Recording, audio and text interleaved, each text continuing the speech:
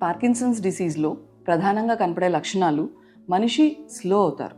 Slow అవ్వడం అంటే చేసే పని ఇంతకుముందు 5 నిమిషాల్లో చేయగలిగేది ఇప్పుడు అరగంట పట్టడం. ఏదైనా చేత్తో చేసే పని, కుక్ చేస్తున్నారు, గరిట తిప్పేదానితో సహా అన్నీ స్పష్టంగా తేడాలు కనబడతాయి. ఒక వైపుతో మొదలయ్యి రెండో వైపు కూడా ఇన్వాల్వ్ అవుతుంది. చేయి కావచ్చు, కాలు కావచ్చు, ఒక సైడ్తో స్టార్ట్ అయిన తర్వాత మెల్లమెల్లగా అదర్ ఏరియాస్, మిగతా భాగాలు కూడా ఇన్వాల్వ్ అవుతూ పోతాయి. దీంతో పాటు వణుకు కనపడుతుంది, అంటే ట్రెమర్ కూడా స్పష్టంగా ఒకలాంటి పిల్ రోలింగ్ లాగా కనబడుతుంది.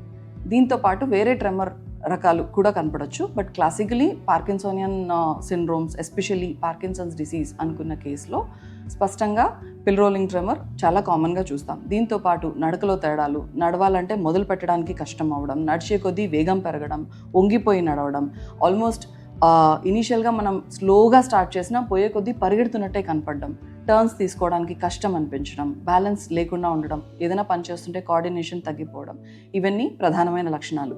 పార్కిన్సన్స్ డిసీజ్కి ఇప్పుడు రకరకాల ట్రీట్మెంట్ ఆప్షన్స్ ఉన్నాయి.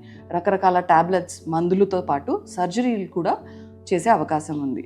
వీటన్నింటికి మనం ఇంత దూరం పోకుండా ఏమైనా జబ్బు నివారించవచ్చా, రాకుండా చూసుకోవచ్చా, దీంతో పాటు సివియారిటీ ఏమన్నా విపరీతంగా వేగంగా పెరిగిపోకుండా ఏమన్నా తగ్గించుకోవచ్చా అంటే కొన్ని చేస్తే తగ్గే అవకాశం ఉంటుంది, నివారణ కూడా చేసే ఛాన్స్ ఉంటుంది. యాక్చువల్గా రీసెర్చ్ ప్రకారం అయితే మాత్రం పార్కిన్సన్స్ డిసీజ్ దీని కారణం వల్ల, ఈ కారణం వల్ల వస్తుంది అనే స్పష్టత లేకపోవడం వల్ల ఖచ్చితమైన ప్రివెంటివ్ స్ట్రాటజీస్ చెప్పలేం.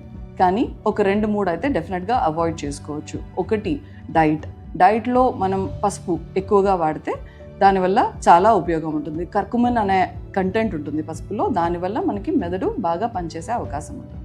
దీంతో పాటు vegetarian diet plus berries, grapes ఇలాంటివి కూడా హెల్ప్ చేస్తాయి.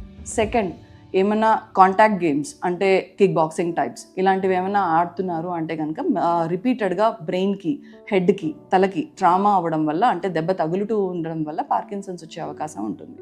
సో హెడ్ కాంటాక్ట్, ఇలాంటి గేమ్స్లో పార్టిసిపేట్ చేస్తున్నారు, ఇలాంటివి ఏమైనా ఆడుతున్నారు అంటే హెడ్ కాంటాక్ట్ మాత్రం లేకుండా సాధ్యమైనంత అవాయిడ్ చేయాల్సి ఉంటుంది. కిక్ బాక్సింగ్ వీళ్ళల్లో పార్కిన్సన్స్ డిసీజ్ చాలా కామన్. నెక్స్ట్, యాక్సిడెంట్స్ ఉన్న వాళ్ళకి కూడా Parkinson's disease, accident that brain injury ఉన్న వాళ్ళకి Parkinson's disease on a later date, అంటే యాక్సిడెంట్ అయింది, ఇంజరీ అయింది, దాని తర్వాత పేషెంట్ బయటికి వచ్చేసిన తర్వాత 10-20 సంవత్సరాల తర్వాత కూడా పార్కిన్సన్స్ లక్షణాలు కనపడవచ్చు. సో యాక్సిడెంట్స్ని అవాయిడ్ చేయాలి. అండ్ ఫిజికల్ ఎక్సర్సైజ్ ఎంతో కొంత డెఫినెట్గా హెల్ప్ చేస్తుంది. పార్కిన్సన్స్ డిసీజ్ రాకుండా నివారించుకోవడానికి ఎక్సర్సైజ్ హెల్ప్ చేస్తుంది.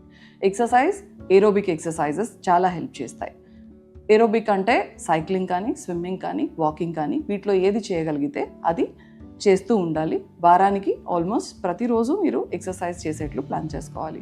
ఇవన్నీ చేస్తే న్యూరోడిజనరేటివ్ డిసీజెస్ ఎక్కువగా కనపడేవి, అల్జైమర్స్ కావచ్చు, పార్కిన్సన్స్ కావచ్చు, డెఫినెట్గా మనం పోస్ట్పోన్ చేయొచ్చు, లేకపోతే అసలు కంప్లీట్గా నివారించుకోవచ్చు.